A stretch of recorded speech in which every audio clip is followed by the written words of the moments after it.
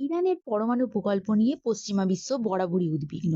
বিশেষ করে যুক্তরাষ্ট্র তার ঘনিষ্ঠ মিত্র ইসরায়েলের উদ্বেগই বেশি। তাদের বক্তব্য, তেহরান যে পরিমাণ ইউরেনিয়াম মজুত করছে তা দিয়ে পরমাণু অস্ত্র তৈরি করা সম্ভব।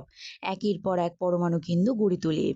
ইরান আসলে পরমাণু বোমা তৈরির পথে এগুচ্ছে বলেই মনে করছে পশ্চিমা দেশগুলো।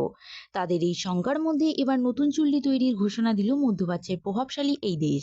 জার্মান ভিত্তিক সংবাদ মাধ্যম জয়ডেভিলে জানিয়েছে, ইরানের পরমাণু বিদ্যুৎ প্রকল্পের প্রধান মোহাম্মদ ইসলামি বলছে, ইসবাহানে নতুন পরমাণু চুল্লি তৈরির কাজ শুরু হয়েছে।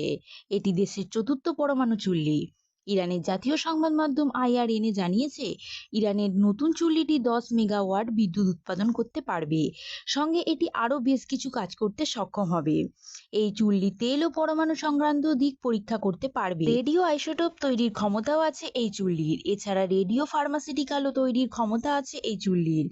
এদিকে ইরানের চুল্লি হিসেবে উদ্বিগ্ন পশ্চিমা বিশ্ব। তাদের দাবি, ইরান পরমাণু অস্ত্র বানাতে ইউরেনিয়াম মজুদ বাড়াচ্ছে।